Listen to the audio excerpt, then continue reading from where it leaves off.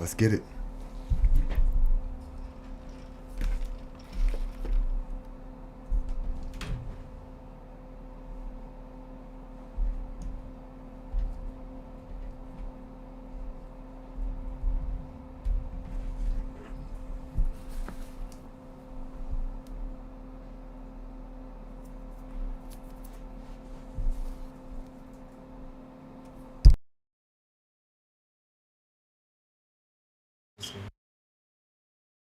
Sports.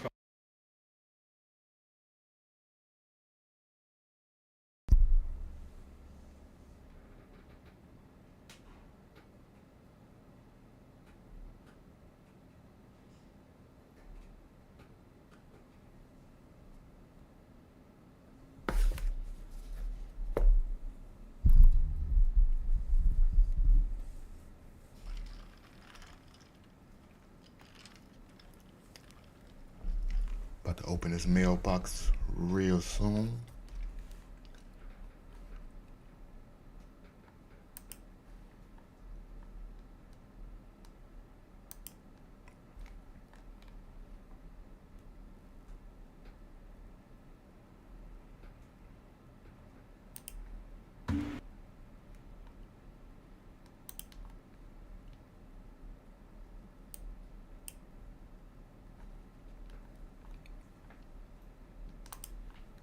Here we go.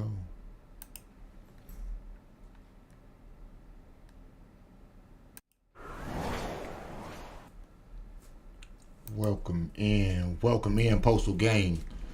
Let's take a hard one for your hard pause. This is Mailbox Sports.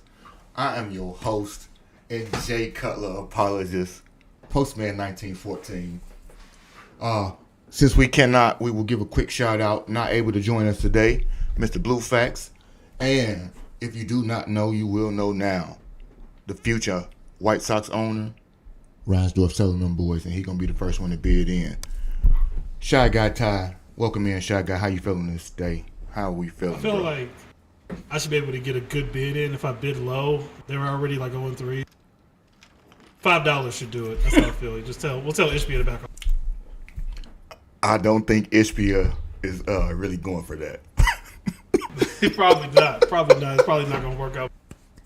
But anyway, on today's show, guys, we're going to discuss Ben Johnson and Ryan Poles speaking to media in anticipation of the NFL draft that is kicking off, the NFL combine that's kicking off tomorrow, I believe.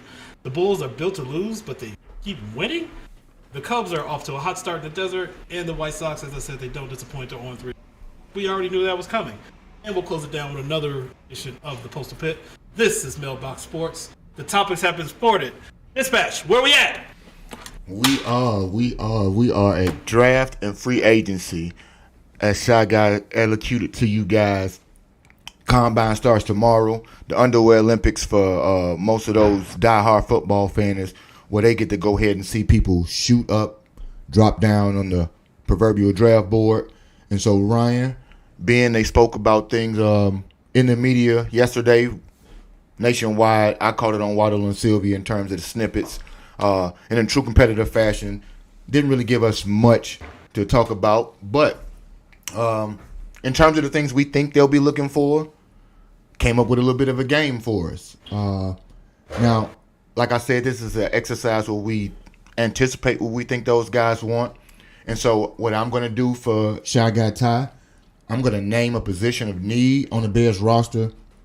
And in that particular position of need, he is going to tell me whether or not he thinks we should address said position through the draft or through free agency. Trades, don't know if they'll come into effect. We might talk about those at a later date. But for the meantime, in between time, I'm going to give you those positions. You tell me, Shy Guy, whether or not you believe we should and could address these particular positions in the draft or in free agency. And so, first off, we'll start on that right side over there. The right side of the offensive line. We'll start right tackle. What do you think? Draft, free agency? And let me throw in a neither for that one, just in case. You know, I'm going to have to go with, at this stage in his career, I'll go with free agency. I believe you got to get a guy in there that's got experience. Can't go with another rookie. unless you're taking him at that 10 spot. That is interesting. So, I'm getting it correct. Shy Guy is saying that we're going to get rid of the second year starting 10th overall pick, ironically, Darnell Wright, who is our starting right tackle.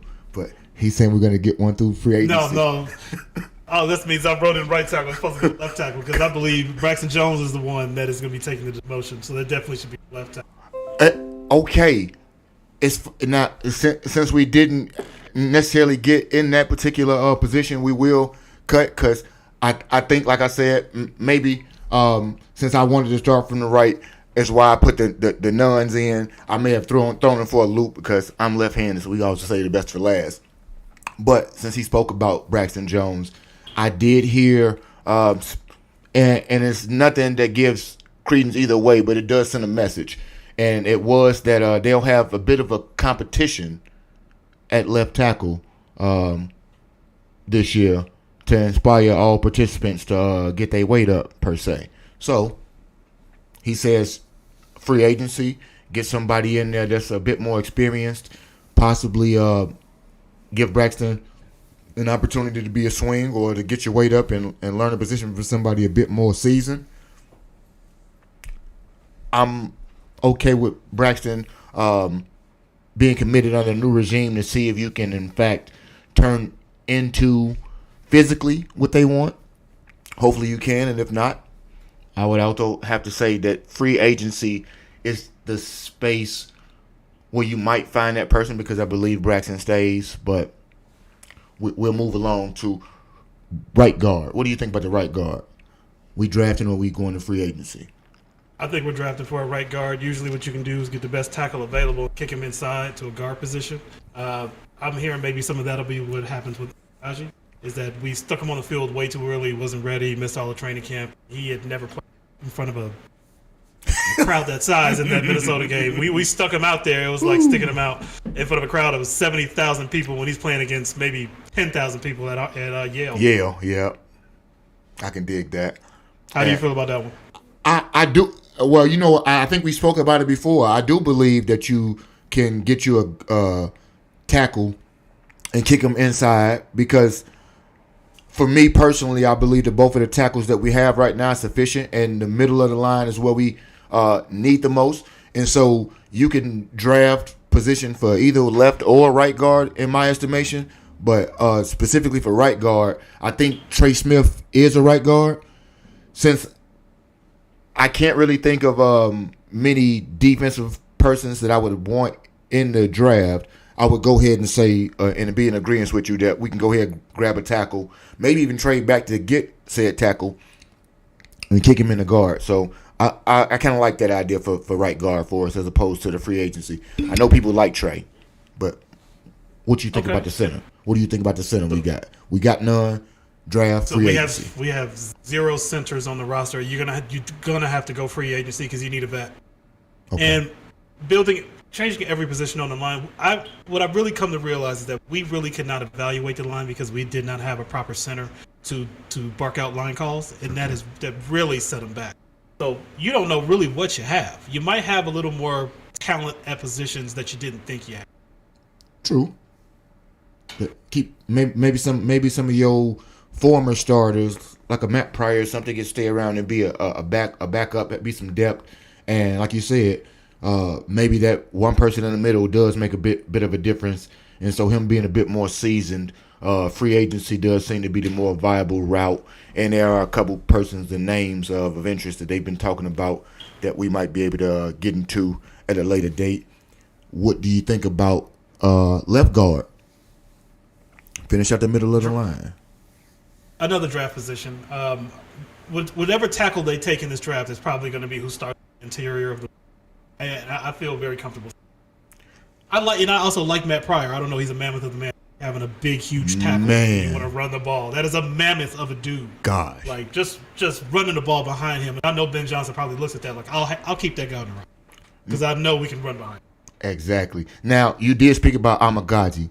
Do you think that he is a person that might be starting at guard this year, or do you still think he's at a backup and developmental type level? Well, if he's a round 3 tackle, you would think that by year 2 he should be formidable. He's going to be on the inside of the line. Right. I just have more feeling about, is Darnell Wright going to be healthy this year? Okay. Can Darnell Wright stay healthy? Because that's going to talk about the entire if we're not shifting guys around. Well, hell, yeah, and I think that is the thing you speak about with every line. Health, and Ben Johnson even spoke to that having the same 5 guys be able to kind of callus themselves together and not be fluctuating in that particular position is the best way to fortify any offense and have them be as productive as possible, especially when you talk about particular run concepts that he spoke about. So that is a bit of an interesting concept. And while we talk about run concepts, we move ourselves to the running back position. Draft or free agency? Because I do think that we need some help with the running back that I think might stay on the roster, but he needs to complement. Draft or free agency? I think, you know what, where you said the extra option, I think this could be both. You could see them draft a guy. You can see them draft a guy and they can sign a guy. I just don't think Swift is long for this team. I don't. I think Ben knows what he has in that already because he's coached it before, and I think he knows what he has. Free agent target. I'll save it for next week. I got a great time. I got you. And that's funny that you allude to it that way, because just in an inference, the way in which Ben spoke about Swifty, as he so eloquently put, may not speak to you saying that he is your bell cow and de facto number one, but it also speaks to the fact that general managers make decisions on football players, not coaches, and especially not offensive coordinators per se. Not Mike Martz. Not everybody's a Mike Martz, but like you said, you got some tidbits for us. We'll look into it next week, because I believe that while Swift, whether he is long for the team in terms of plans after this year, because I think both of us can see him leaving. I think the draft, second round or so, is where we can get quality back to go ahead and usurp him and kind of take fire this year. Moving on. My side of the ball right now, where I think we need most of the help. Defensive tackle. Do you think we get outplugged from the draft, or do you think we get that guy via free agency to go along with Billingsley, of course? I actually like a draft prospect here. I think drafting defensive lineman is one of the easier positions you can get because they're big. You're only asking them to go forward. You're not asking them to find coverages. They're only moving forward. Okay. Here, I would love to get a nice interior line put in the Billings. Everybody's talking about an edge, but a defensive tackle, as we've seen, defensive tackles can still blow up lines. They blow up runs. And if you have athletic corners, which you do, you have guys that like to hit, they can cover the outside, so you can shut everything down on the inside, and when they run the ball, they like to hit. What do you think? What do you think about the end position? Now, the end position for me, they talk about a lot of guys that could possibly fall to us. I think that there are a couple free agent guys that I like that are kind of linebacker converts, and some other scheme fit guys that are, I think, still relatively young that we can talk about next week. And I think some of those free agent players are a better avenue for us this year, with the exception or the thought process of maybe trying to find a gem in the later rounds again and have those guys develop behind whoever you sign free agent-wise, because I do believe that's where the net of where the defensive end is going to come from for us. I think tackle comes in the draft, definitely. I think the end may be the spot you can find on the outside looking in as far as free agency goes. Hey, hold up, we got something new. Hey, straight from dispatch. Held up at the post. Hey, the Bulls are on the other side of the trade deadline and doing exactly what they need to do. Although they recently gained losing streak against the 76ers, the record stands at 23-35. Sitting 10th in the West, 10th in the East, which is in the play-in. Is the cycle repeating, or did they just wait too late? Can we say all of the above? We can definitely say all of the above. I feel like totally you scoffed at all opportunities to get rid of Vooch and possibly Kobe at the same time because you wanted to recoup more than you got for the other players that you gave away already. So you're trying to right your own wrongs. And so you held on too long to get anybody away. And now conversely, some of the things that you did bring in via trades, Josh Giddey, Kevin Werters, they winning ball games for you right now, man. And Vooch's not even playing. And I see us staying, even if we don't stay into the play-in, I see us slipping right into a limbo area, 12-13, and I don't know that it does us any good unless the draft gods help us get into 10. But it's so confusing, their direction or what they're deciding to do, because none of it makes sense. It's like, all right, we're gonna trade Zach, let DeMar go, and if at all things, then if you're gonna do that, you should hire Billy Donovan. Which sounds terrible because I love Billy. He's a great coach. I love having Billy as a coach because the dude loves basketball, and I think that's why they won't lose. You have to bring in a coach who's just like, all right, man, you're going to sit here on the bench. You'll have a couple of young guys, and they're just going to run, and they're going to be the Houston Rockets until. Because right now, it's a disservice to Billy. This is the disservice to Billy.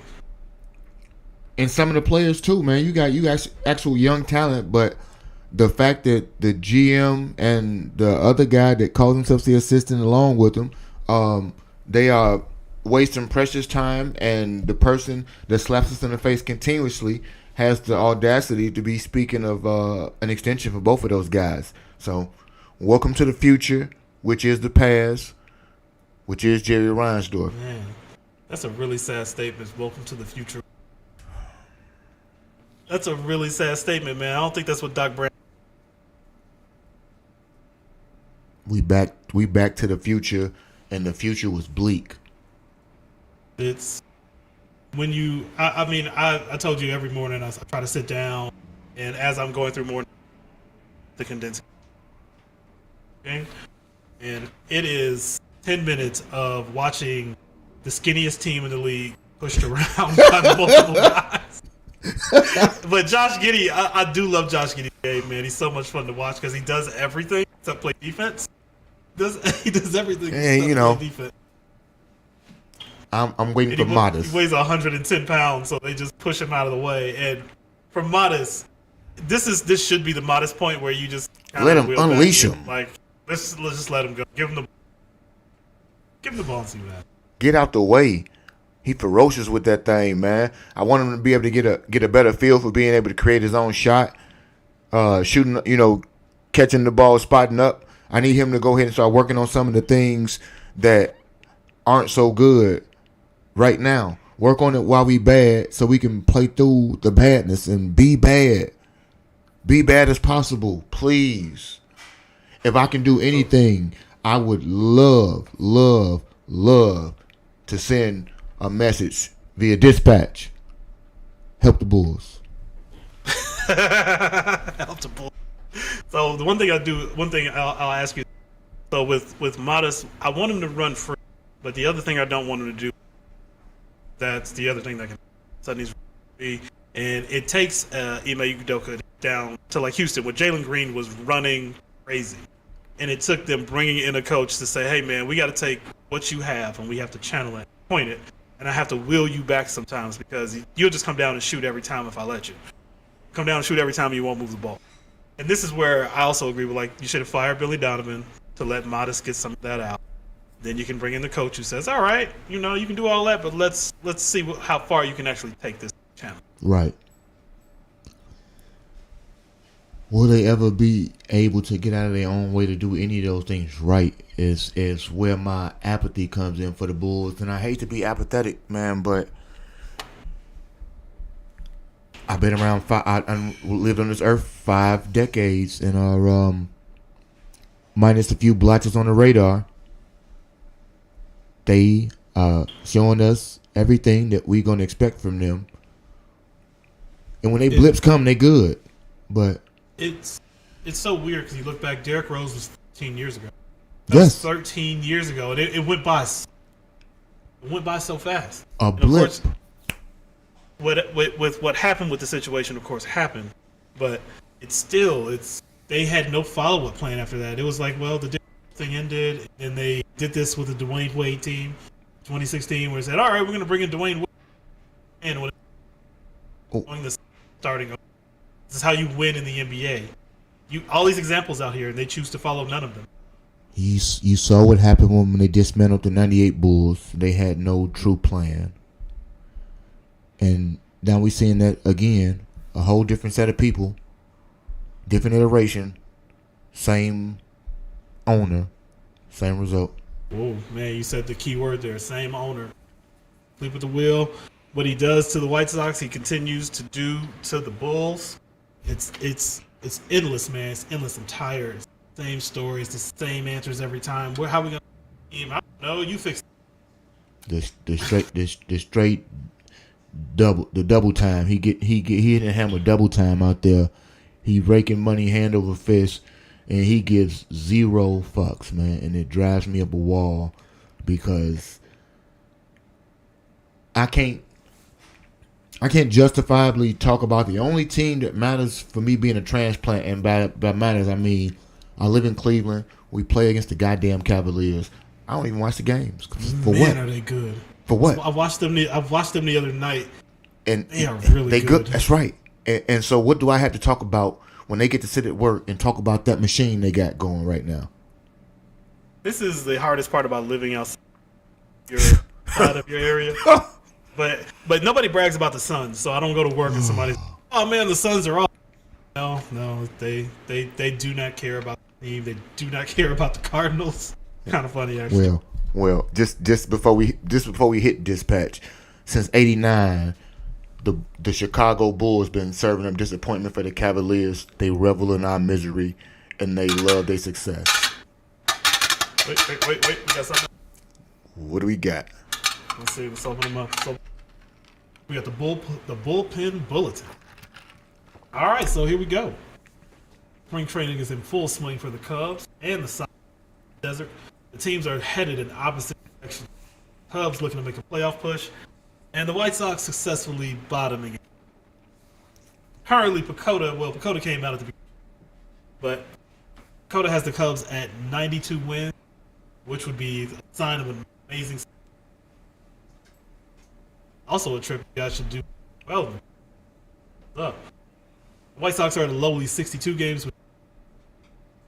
I'm taking the under. I'm taking under right now. The real question is, do we agree with Pacoda? Clearly, I don't. Well, I don't want to drink Kool-Aid, man, over here with these Cubbies.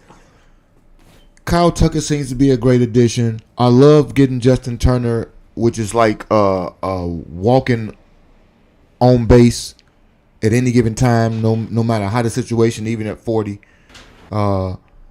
We got bullpen help finally. We've been asking for bullpen help, and they finally got arms. I don't know if they are like creme de la creme or A1, but you have given yourself an opportunity by setting up players that actually have positions to play those positions. PCA might develop this year.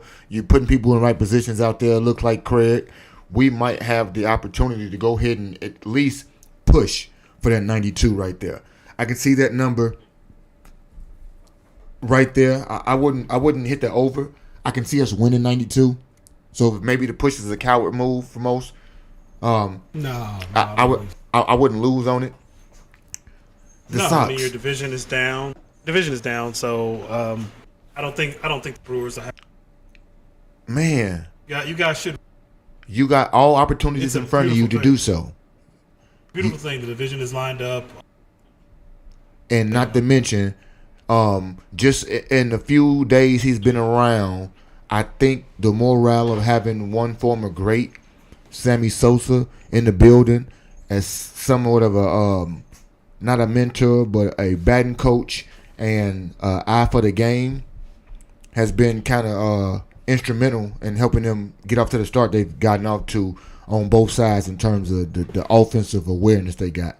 Just because he's been there helping people out, giving out tips, just like Barry, just like Mark, whether we like the things that they accuse of doing or we know they did, them boys can hit the ball still, and he had an eye for it.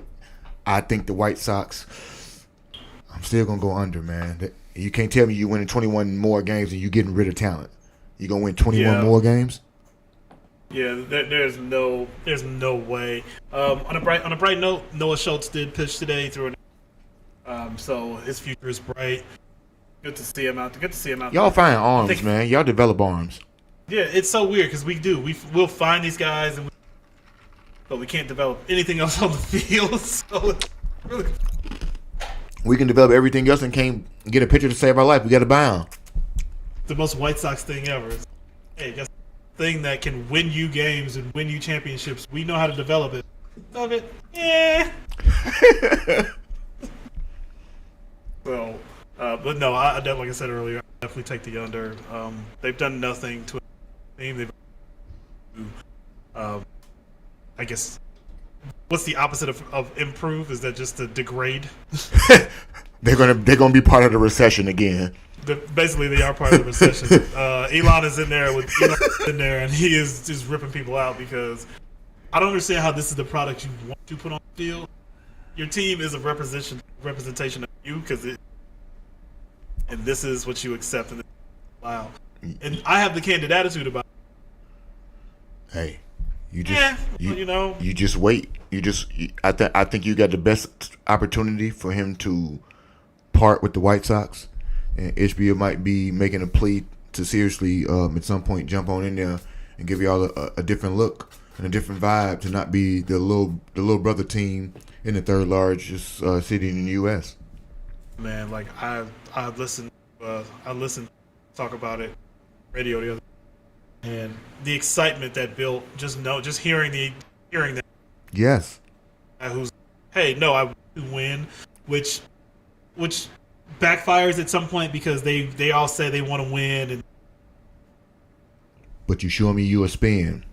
Right, you're showing me that you're willing to spend, and there is a way to do it. We do see teams some teams do figure it out. They figure out like, hey, we can win so much and make X amount of revenue, and we can just continue to do this. Hello, Dodgers. It can be consistent. We can just continue to do this. Hello, Dodgers. Hello, Yankees. You can be creative. Hello, Red Sox when they're good. You can be creative with the way in which you allocate your funds. You can be creative with the way in which you stagger players. You can be creative with the way you go ahead and acquire revenue for them. Cubs land, things like that. Go out there and find the resources of the city of Chicago. All owners, go out there and find the resources, the spending, and the panache to go ahead and want to be competitive and realize that winning gets you more money. Man, does it? Don't it? I don't understand why. It's like when they buy more of your. God. When your team is good. Explain this to me. Like it's even for me, where it's hey, I'm in Chicago, Lakers fan. Lakers were good when I was a kid. When I was a little kid. Buying Magic jerseys because he winning. Buying Shaq because he's winning. Buying LeBron because he's winning. Fan. He's a Warrior fan. Guess what? Steph Curry was winning all the time. Now there's a bunch of weird Warrior fans running. All these Warrior fans that who would have thought anybody be a Warrior fan? Winning. In '97, somebody told you there's be a Golden State Warrior fan. Run TMC. Monte Ellis. I want a Monte Ellis jersey. Stop it. Monte Ellis. Dispatch me, man. I don't want to talk about this. Dispatch. What else we got? Oh, it's time for the pit. Oh, man. It's time for the pit. So, at the end of every show, I find time to venture into the pit. I search for the best questions from our listeners for the week. I will save this part for next. Oh, I got something. Good. Got something good. We'll save it. I can't wait to hear his response. Good. Table him. First up, we got James and Evanston. Shout out to James. We appreciate it. Thanks for tuning in, I should say. Bears seem to finally have a clear vision under $79 million in cap space. Bears will be smart, right? Or will the history of bad contracts continue? can I say, James, Jimmy Jam, the streak is over. I think that the way in which the coaching staff has been put together, they will have a sound ear and voice when it comes to utilizing said cap to get the players they want. They won't get the wrong players based on foolish little, anecdotes and acronyms and things of that sort. So I think this time, Jimmy Jam, no more bad contracts, no more Nate Davises. When somebody say they lazy and they show you they lazy, I think you're going to go ahead and listen to all the people that you gather information from by doing your due diligence and spending that 89 or 79 plus, because I believe you got more cuts to come. We getting out of that the right players this time. RIGHT, baby. That's what we getting. Yeah, I definitely agree with you. I think what they did when they changed the flow, and every now and then you could feel like a culture shift. They fired Eberflus. The culture shift began. You could feel it. It's like it began. Permeates. Like, wow, you did the thing that you've never done before. Finally. And all of a sudden, everything started looking up. They were George Costanza. Hey, I'm going to do the opposite. I do the opposite. I'm going to do the opposite. And they finally did it, and it finally worked. And now look at you. You're sitting here, Ben Johnson today. Spending money. I love to hear a football coach when he's engaged and he's excited just to talk about football. I cannot wait to hear this dude talk more about football. He a football mind. He's a football guy. He lives football. He breathes football. It's all he thinks. He's young, shy. He's passionate. God. He's passionate. He's not even 40. He's a man and he ain't even 40. You understand? Whoa, what you do? What you do? Hey, he's not a man. He's a man. I'm 40. That's right. Hey, Mike Gundy, the only one. I don't care. You ain't got to be 40 out here these days, baby. They say it's time to get it in. Ben finna show you. Watch this. Watch it. Watch him work. All right, appreciate you, James. Marcus, we're going to Marcus in the Park. Oh, I like this one. Hey, Marcus, you definitely made the pitch. Shout out to you, man. With rumors swirling that Barry Reinsdorf might sign, is it possible that the same could happen with the Bulls? Bulls secretly prepped for new ownership. That's a new. I didn't think about it. That's a new angle. What you think? What you think, Post? I couldn't subscribe to the angle only because unless it's throwing you for a loop, it's always been expressed that the basketball team will be kept in the family with Michael, because that was his sport growing up. I don't know how that makes any sound business advice. At the same time, my only question would be, because I would be all for it, is who? Because I know, unfortunately for me as a Bulls fan, it couldn't be Mr. Josh Ishbia because he already owns the basketball team. So no, that's his brother. Oh, it's his brother trying to get. That's his. Come on, brother. Come on, brother. Give me a hug, brother. Josh and Matt. Matt is the one that owns. Step brothers. There we go. I'm out here on it. Sign me up. And I agree with it. Marcus, you just sold me. I have this dream of like Jeff Bezos getting involved, and he's just like, "Hey, I would buy that team," because he just wants in. He wants to be. Unfortunately, there's a salary cap, so I mean, he's not just spending it. He wants to bear to bear so bad. God. Yes, he does. I thought it was an end. But there are no ends. I've actually heard something about how that's willed out. Like that, it'll never. She was meticulous and a shrewd businesswoman, and rest in paradise to Virginia for that one, and many more. Yeah, we didn't get a chance to really say anything. We did not. Her, man. 100-year legacy. Lived a long time. God, 102. We make jokes. We make jokes, but she loved that team. Man. She did. She loved that team. Jokes. But she was born into it, man. Think about that. She was born. Daddy bought a football team a year or two before you was born. Go figure. All right. We'll come out here. We'll go to the last one. Ken and Cubs have come out of the gate after 5 straight. Lamaya, is this a sign of early season success? Should we take it serious? Is this just another spring training? Man, hey, I'm really starting to like the young players. I like the coach that is along with the young players. I do believe in some ways, while it might not be like lightning where you're going to take off, I do believe that this is a sign of us being able to battle out and win some games offensively, and not only do that offensively, but shut games down once we get a hold of those offensive games. Because we blew 18 games last year when we had the lead going into the 8th. That's ridiculous in itself. And I believe we got a bit more offense and a bit more offensive structure, and I believe we got the pitching to go ahead and make that happen. So I don't think it's a facade. I think it's the real thing. Take it serious. Real thing. All right. So now my addition to the pit. Brian Flores is still in there. Terrence Karnisovas and Mark Eversley still down there. I'm gonna let him out because he should have got that same. Damn, he should have got on that business same on job. that. He should have got that. Really, Kellen. They could have given that job to Brian Flores. But a new addition to the pit. Packers GM Brian Gutekunst. I don't even think I'm saying that right, but he submitted a proposal. Gutekunst, he submitted the petition to ban the tush push. It's him. He's the guy. I'm sorry. He's the guy. He's going to the pit. I know he's the first one. I'm pretty sure there are other teams join him. He's but the Grand he's Prix. First, he's in the pit. He's the Grand Prix. He has to go in the pit. No.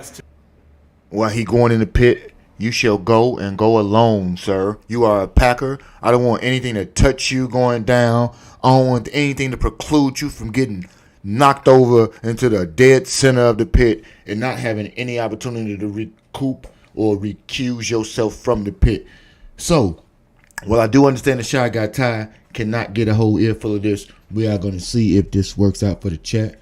And if it does, I will know because I always watch all the replays to go ahead and find out what the crowd got to say. Let's see. Madness. This is Sparta! Now, if we can't get a whole 300 celebration to get them kicked straight to the bottom, I assure you, in the upcoming weeks, you're going to get some pit action. So now that he's in the pit, I have to hurl in. Man, I'm seeing Cotton Candy with more backbone. You fold faster than a cheap lawn chair in a windstorm. If softness were a sport, you'd be the MVP holding a press conference with a tissue in your hand. You got all toughness of a wet paper bag ready to crumble under the slightest bit of pressure. You don't avoid conflict. You sidestep it like you're in a dance.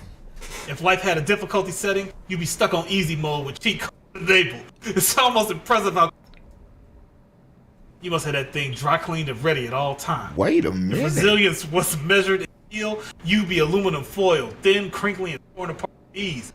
Toughen up. Crinkle. Or you might just get carried away with a light breeze. Brian Gutekunst, welcome to the pit. Get your ass down there.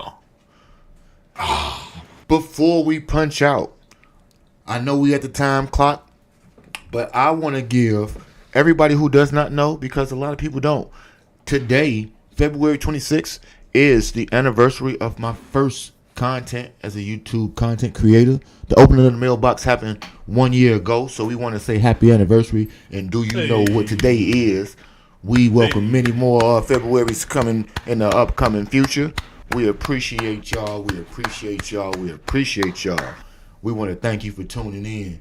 Whether you caught it live, you can catch the replay, listening in, working and lurking, however you get it. You can get it on your favorite podcast platform because we are on this search engine they call the Tube. Your support means everything to us, and we are grateful for you guys coming along with us on the route. If you enjoyed today's show, please don't forget, like the content, share the content, subscribe to the page. We are trying to grow, and we need your help doing so. Your word of mouth is all the deliveries we need. So please, please, please keep this mail moving. Please do that for your boys. You got any questions or hot takes? Anybody you got recommendations to go to the postal pit? We want to hear from you. Anything you can do for us out there. Email us at mailboxsports@yahoo.com. Drop us a comment. Join us live. I also stream on Twitch, so you can catch us with some sports content there as well. For Mr. Blue Facts, we hope he is doing well. He is being a supportive parent. Go fight, win. Hope they come up with the dub. Shy Guy Ty, thank you for holding us down, kicking that Packer down that hole, and holding us together throughout the show. This is the president of the Jay Cutler fan club, Jay Christopher Cutler to be exact. Don't y'all understand that right there. Until next time, stay sharp, stay curious. Always, you keep it first class. I appreciate y'all. We're going to catch y'all next week. We are out.